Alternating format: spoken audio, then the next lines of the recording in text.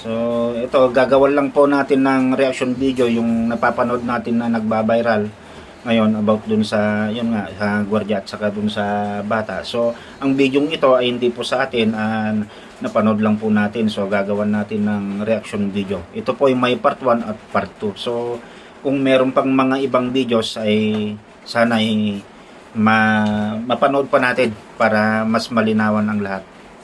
So, sa part 1, kung alam nyo lang, kasi putol yung mga ibang videos na na-upload. Bali putol kasi, unfair naman doon sa isa na halos part 2 lang yung mapapanood mo. Doon sa part 1 po ay nakita ko na parang kinakausap ng guard yung bata na tinuro pa yung isa na nandun sa baba. Yung bata andun lang siya, at hindi lumipat. So, ang alam ko naman kasi mga guard natin minsan talagang napupuyat sila, minsan hindi sila nakapagtitimbi. Hindi naman pare-pares po kasi ang ang mali lang ng guard na nakita ko doon ay yung yung hinugot niya yung tinda ng bata at saka yung pagsipa niya, pero pasalamat tayo at hindi umabot yung paa. So, hindi naman sa yung guard, mga idol, paano naman po kasi kung may pamilya din, may pamilya din yung guard na binubuhay syempre. At paano naman pag dating sa superior niya, syempre may order, hindi niya kayang ipatupad, syempre malalagot din siya doon. Kailangan niyang ipatupad yung order sa kanya doon. Yun nga lang ay meron yung false na moves yung yung pag niya ng sampagita. So, nakikiusap kasi dun sa bata, hindi naman siya musmos o yung batang-bata pa, halos sa dalagita na.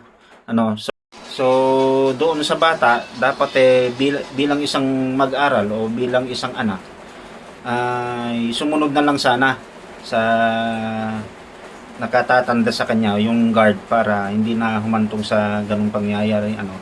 So doon naman sa bata, hindi rin kasi natin alam kung ano yung pinagdadaanan ng bata, dahil sa kanyang murang edad, nagsisikap din siya na magtinda. Kaya lang, hindi natin maiiwasan sa mga ganyan na may mga bawal-bawal din. Hindi nila alam yung lugar. Pero nakiusap kasi yung guard at hindi sumunod. So, balance lang mga idol. Ayan, sa mga kapatid natin na security guard, pag ganyan na nag-duty kayo, pairalin po natin o dagdagan natin yung pasensya. So, magbaon po tayo ng maraming pasensya, para ma-implement natin yung pinapatupad din natin na patakaran sa ating mga pinagdudutihan para mas mainam pa yung serbisyo natin sa publiko, At saka doon naman sa mga bata, shout out sa inyo mga kabataan ngayon, na sana ay matuto rin tayo, matuto rin tayong gumalang o rumispeto. Wag natin antayin na may mga marahas o may mga kaganapan pa para tumupad tayo.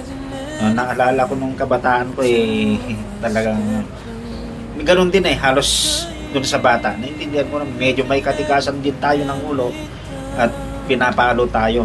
Pero iba na po kasi yung henerasyon natin ngayon dahil may social media. So doon sa mga ilan, pag-aralan po natin muna.